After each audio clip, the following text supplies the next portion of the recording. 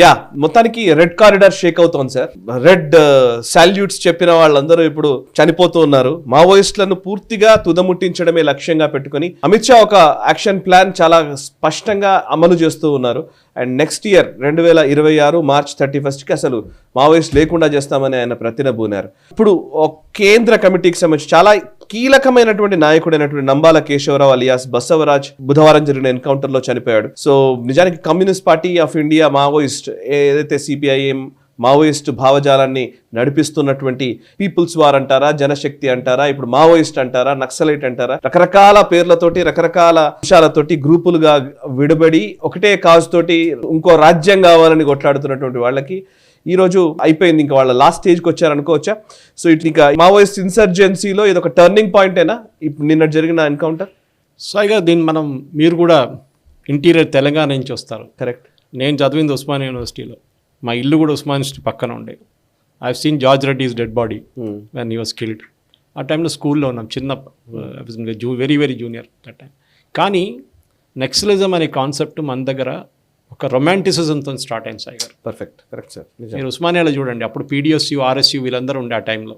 ఏబీయూపీ just పైకి వస్తుంది. In fact either Osmania university లేకుంటే ఆర్ఈసీ వరంగల్, ఇక్కడి నుంచే వీళ్ళందరూ వచ్చారు మొత్తం. లేకుంటే కాకతీయ యూనివర్సిటీ ఇంజనీరింగ్ నుంచి. వీళ్ళకందరికీ ఇంజనీరింగ్ బ్యాక్గ్రౌండ్ ఉంది చూడండి. దే ఆర్ నాట్ ఇలిటరేట్స్, మంచి చదువుకొని వచ్చిన వాళ్ళే చేశారు. ఇన్ఫ్యాక్ట్ ఇప్పుడు చనిపోయిన ఈయన మీరు చూస్తుంటారు, ఆయనకి ఈ వాజ్ హ్యావింగ్ ఎంటెక్ చేస్తున్నప్పుడు ఈ ఒక చిన్న గొడవ జరిగింది అప్పుడు యూనివర్సిటీలో. అక్కడ ఒక అబ్బాయి చనిపోయాడు వరంగల్లో. ఆర్ఎస్ఎస్ వాళ్ళు ఈ పీడిఎస్యు ఆర్ఎస్యు వాళ్ళతో కొట్లాడ జరిగినప్పుడు కేశవరావు ఆ దాంట్లో పార్టిసిపేట్ చేశారు. ఒక అబ్బాయి చనిపోతే అప్పుడు ఆయనకి ఒక సడన్గా మోటివేషన్ వచ్చింది, నేను నక్సలిజంలో జాయిన్ అవుతాను అని చెప్పి. ఎందుకంటే PDSU RSU was naxalite front, మనం అగ్రీ చేయాల్సిందే. అప్పుడు వరవర్రావు వీళ్ళందరూ చెప్తారు కాదు కాదు, హరగోపాల్ గారు అంతా కాదు, పిఎస్యు ఆర్ఎస్యు అంత డిఫరెంట్, పీడిఎస్యు దానికి సంబంధం లేదంటారు. కానీ వాళ్ళు రిక్రూట్మెంట్ గ్రౌండ్. 90% మంది తెలంగాణ నుంచి వచ్చిన వాళ్ళు వీళ్ళు పీడిఎస్యు ఆర్ఎస్యు నుంచి వెళ్ళారు. And definitely I think you will agree with it also. ఎందుకంటే మీరు చూశారు ఇంటీరియర్ తెలంగాణ ఏం చేశారంటే చాలా, అంటే చిన్నప్పుడు ఎలా ఉండదంటే వెపన్ పట్టుకుంటే చలో వెపన్లు వచ్చి వాళ్ళందరూ ఉన్నారు అన్నారు వచ్చారు అని అంటే అదొక పెద్ద సాయి గారు. ఉస్మానియా యూనివర్సిటీ లోపల నేను చదివింది మోడల్ స్కూల్లో ఉస్మానియాలో. ఉస్మానియా యూనివర్సిటీ లోపల పోలీస్ స్టేషన్ ఉండదు, ఇప్పుడు ఉంది చూడండి. అది కూడా ఎడ్జ్లో పెట్టారు ఇప్పుడు కూడా. లోపల టెక్నికలీ ఇట్ ఇస్ ఆ సీఫెల్ పక్క నుంచి, అంటే ఇప్పుడు ఎఫ్లు అంటారు, ఎఫ్లు పక్క నుంచి వస్తున్నప్పుడు అక్కడ ఫస్ట్ పోలీస్ స్టేషన్. ముందు పోలీస్ స్టేషన్ అక్కడ లేకుండే, భయపడుతుండే పోలీసు వాళ్ళు ఉస్మానియా యూనివర్సిటీ ఎంటర్ చేయాలంటే కూడా. ఎందుకంటే ఆ టైం నీకు గుర్తుంటుంది సాయి, అంతా 80లో మొదలైంది, మీకు చాలా గుర్తుంటుంది. అప్పుడు కొండపల్లి సీతారామయ్య గారు స్టార్ట్ చేసిన పీపుల్స్ వార్ గ్రూప్ అక్కడి నుంచి మొదలైంది అది. అండ్ డెఫినెట్లీ అది అక్కడి నుంచి వచ్చి ఇప్పుడు నక్సలిజం వచ్చి ఇప్పుడు మాకు సిపిఐ ఎంఎల్ఐ అక్కడి నుంచి అందరు కలిసి now they become a bigger force, they became a big force అని చెప్పొచ్చు. నక్సల్ బారీ ఎక్కడ ఉంది? వెస్ట్ బెంగాల్లో. కానీ దాని రొమాంటిసిజం అంతా వచ్చి ఆంధ్రప్రదేశ్ తెలంగాణ, ఇప్పుడు ఉమ్మడి ఆంధ్రప్రదేశ్కి వచ్చి చాలామంది అడుగుతున్నారు సాయి గారు, కేరళలో ఫస్ట్ కమ్యూనిస్ట్ గవర్నమెంట్ ఫామ్ అయ్యారు లోకంలో ఎక్కడనగా లేకుండా. వరల్డ్లో first communist elected government was formed in Kerala. కేరళలో నక్సలిజం ఎందుకు లేదని అడిగారు చాలామంది. ఇప్పుడు కాదు, చాలా మటుకు డిబేట్స్లో. ఇప్పుడు నేను కాలేజ్లో ఉన్నప్పుడు even when I was very young journalist, నాకు చాలామంది అడిగారు ఈ ప్రశ్న. నాకు కూడా బికాజ్ ఐఎమ్ ఫ్రమ్ కేరళ, నాకు కూడా ఆన్సర్ లేకుండే. కానీ తర్వాత తెలిసింది, ఎందుకంటే వాళ్ళకు ఒక ఫిలాసఫీ ఉండే ఆ టైంలో. నీకు యూ అగ్రీ విత్ మీ అన్నట్టు ఒక ఫిలాసఫీతో మొదలుపెట్టారు. ఒకటి బూర్జువా. ఓకే, తుపాకీ ఎందుకు పట్టుకున్నాడు? చదువుకున్నాడు తుపాకీ ఎందుకు పట్టుకుంటాడు? వాడు గుడిసెలో ఉంటాడు, వాడు పక్కన ఒక 5 అంతస్తుల బిల్డింగ్ ఉంటుంది, వాళ్ళ ఇంట్లో 10 మంది డ్రైవర్లు పని మనుషులు అందరూ ఉంటారు, ఆయనకి ఏసీలు ఉంటుంది. ఇక్కడేమో వీళ్ళకి తిండి లేదు, వాడేమో పార్టీలు చేసుకుంటాడు. లేడు సడన్గా ఒకరోజు బ్రెయిన్ వాష్ చేసి తుపాకీ చేసుకుని వాడిని వెళ్ళి కొట్టేస్తాడు. అక్కడి నుంచి మొదలవుతుంది నెక్సలిజం మూమెంట్. కానీ ఆ నెక్సలిజం ఫిలాసఫీ మొత్తం పోయింది సాయి గారు. ఓవర్ ది ఇయర్స్ కరప్ట్ అయిపోయారు, కరప్షన్ వచ్చేసింది వీళ్ళు దాంట్లో.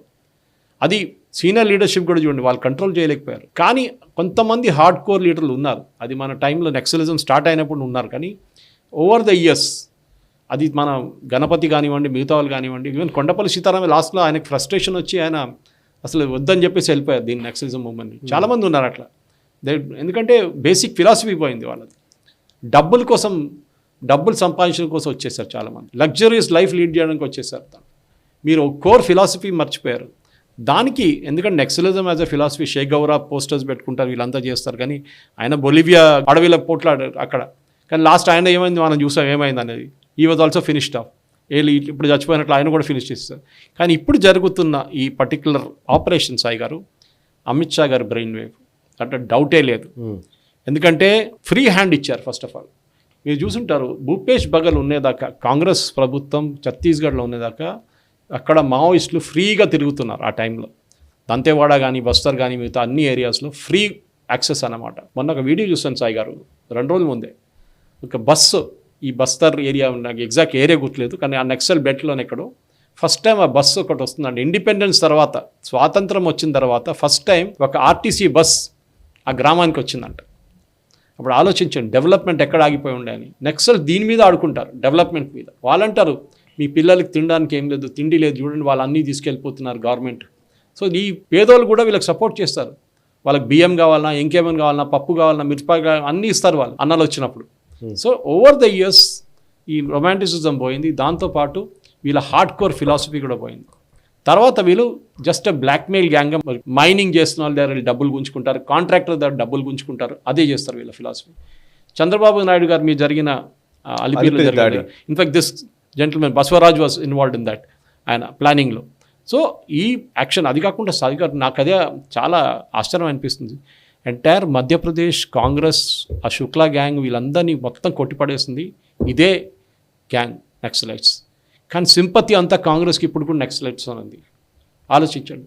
ఈవెన్ మన సోకాల్డ్ అర్బన్ నక్సల్స్ మనం మాట్లాడాము 2-3 ఎపిసోడ్ల ముందు, రేవంత్ రెడ్డి దగ్గర వచ్చి కలిశారు. ఈ ఎపిసోడ్లో కూడా క్రెడిట్ ఇస్తున్నారు సిఆర్పిఎఫ్ వాళ్ళు ఆంధ్రప్రదేశ్ పోలీస్కి. ఎన్కౌంటర్ జరిగింది ఒక ట్రయాంగులర్ ఏరియాలో, ఆంధ్ర, తెలంగాణ అండ్ ఛత్తీస్గఢ్, 3 ఉన్నారు. కానీ క్రెడిట్ ఇచ్చారు ఆంధ్రప్రదేశ్కి, specific intelligence, actionable intelligence that this gentleman was there అని చెప్పేసి క్లియర్గా.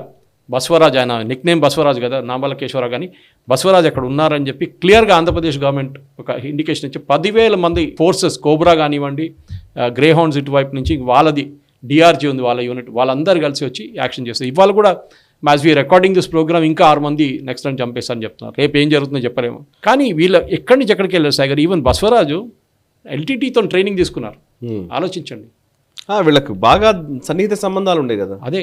సో అంత ఫ్రీ హ్యాండ్ టెర్రరిస్టులు, అటు నేపాల్లో ఉన్న వాళ్ళు టెర్రరిస్టులు, నేపాల్ దండకారణ్య బెల్ట్ మొత్తం వాళ్ళ చేతిలో ఉండే.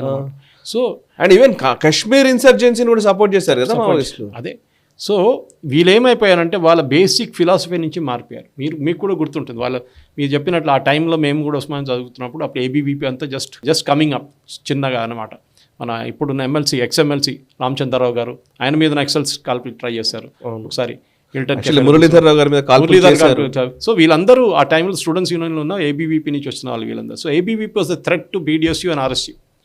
అసలు ఏబీవీ వచ్చిన తర్వాతనే, కొన్ని రోజుల తర్వాతనే వీళ్ళందరూ గాయపడిపోయారు. ఎందుకంటే ఇప్పుడు దాకా కూడా మీరు చూడండి, ఇన్ ఉస్మానియా యూనివర్సిటీలో ఎస్ఎఫ్ఐ కానివ్వండి, కాంగ్రెస్ది ఎన్ఎస్యూ కానీ వాళ్ళకి హోల్డ్ లేదు అక్కడ. కానీ ఈ నక్సలిజం మూవ్మెంట్ మొదలైన తర్వాత బసవరాజ్ కానీ, దీనికన్నా ముందు మనకందరూ తెలుసు రామకృష్ణ, గణపతి, వీళ్ళందరూ పీస్ టాక్స్కి వచ్చారు ఇక్కడ రాజశేఖర రెడ్డి గారు ఉన్నప్పుడు. ఇది అప్పుడు చేసిన రాజశేఖర రెడ్డి గారు చేసిన పెద్ద తప్పు Sai garu. He should never agreed for talks. Rajasekhara Reddy garu is a tough task master. కానీ ఎందుకు తప్పు చేశారు నాకు అర్థం కావట్లేదు. ఎందుకంటే ఆ 3 నెలలు టైం ఇచ్చిన టైంలో వీళ్ళందరూ రీగ్రూప్ చేసుకున్నారు. ఆ టైంలో ఆయుధాలు తీసుకున్నారు, కొత్త ఆయుధాలు కొనుక్కున్నారు, ట్రైనింగ్ ఇచ్చుకున్నారు వాళ్ళు.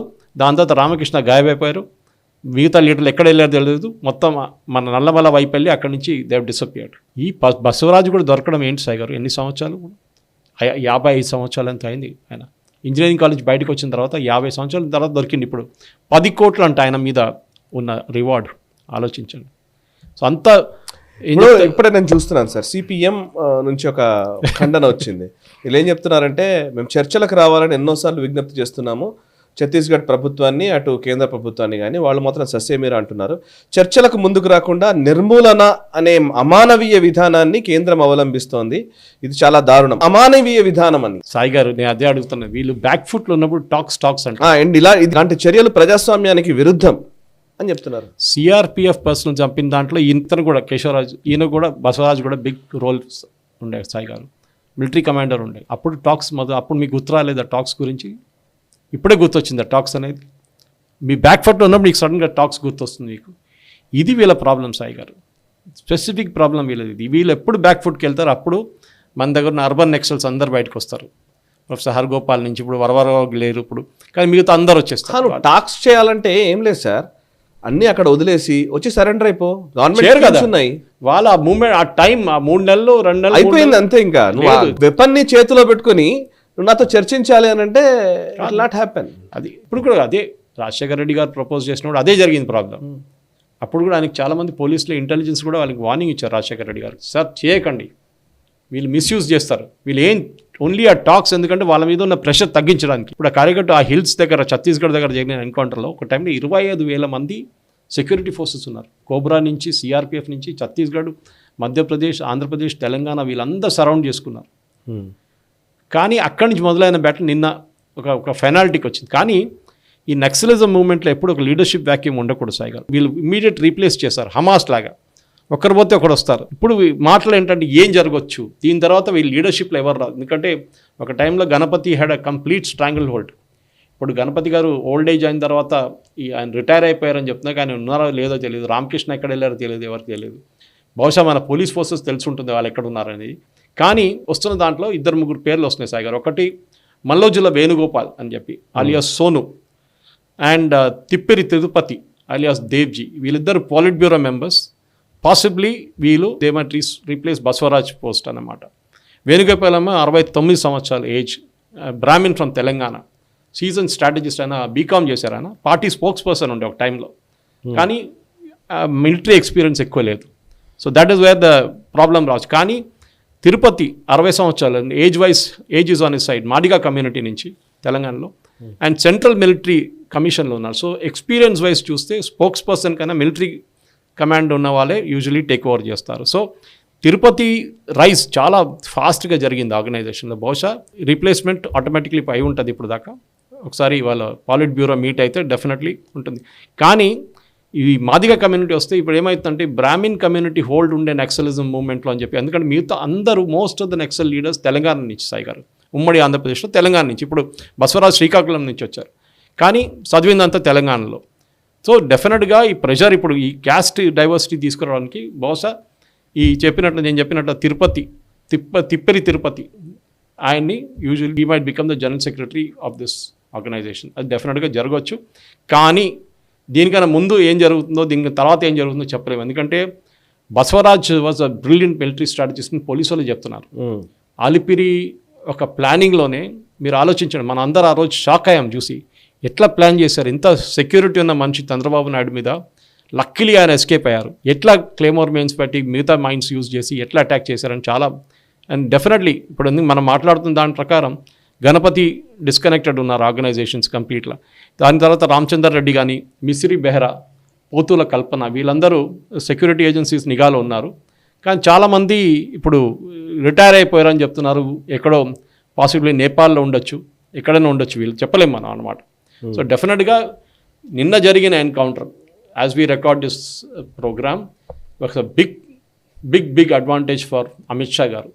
ఎందుకంటే అమిత్ షా గారు ఒక డెడ్ లైన్ ఇచ్చారు. కరెక్ట్. ఈ డెడ్ లైన్ లోపల వీళ్ళందరినీ ఖతం చేయాలి. ఫస్ట్ టైం మోదీ గారు ట్వీట్ చేశారు. మోదీ గారు యూజువలీ నక్సలిజం గురించి tweet he said it's a great battle అని చెప్పారు. That is what the main thing is. ఎందుకంటే దీని తర్వాత ఇంకా ఒక ఐ థింక్ అనదర్ 3 నెలల Sai garu they will be finished Naxalism. కొత్త లీడర్లు వస్తారో, కొత్త వాళ్ళు చేస్తారో మనకు అన్ని తెలియక్కర్లేదు. కానీ ఈ ఏరియాస్ అంతా మొత్తం నారాయణపూర్ కానీ, బీజాపూర్ కానీ, దంతేవాడ ఏరియాస్లో, అండ్ మనం బస్తర్ గురించి అంతా మాట్లాడదు. రెడ్ కారిడార్ అనేది ఐ థింక్ ఇట్స్ ఫినిష్డ్ వీళ్ళది. ఇంకా రెడ్ కారిడార్ ఉండదు, ఏముండదు. ఈ వీడియో మీకు నచ్చినట్టయితే లైక్ చేయండి, 10 మందికి షేర్ చేయండి. అలాగే కామెంట్ల రూపంలో మీ అభిప్రాయాలను మాతో పంచుకోండి. Nationalist hub group of channels ను సబ్స్క్రైబ్ చేసుకుని తెలుగునాట జాతీయవాద జర్నలిజాన్ని ప్రోత్సహించండి. ఈ వీడియో కింద ఉన్న బెల్ ఐకాన్ పై క్లిక్ చేయడం మర్చిపోవద్దు.